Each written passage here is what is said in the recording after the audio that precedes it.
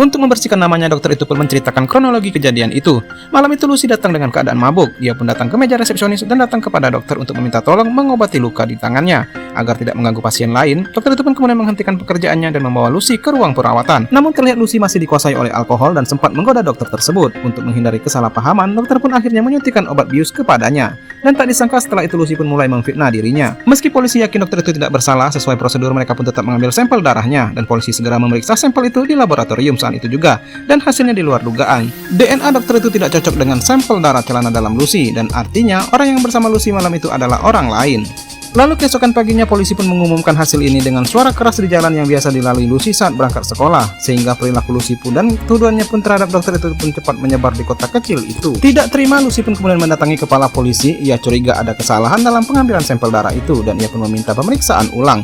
Untuk membuatnya yakin, kepala polisi pun menelpon petugas yang bertanggung jawab atas pengambilan sampel darah dokter itu. Dalam percakapan itu, ia pun menemukan masalah. Saat itu dokter sedang melayani pasien yang cukup banyak. Ia meminta polisi untuk kembali nanti untuk mengambil sampel darahnya.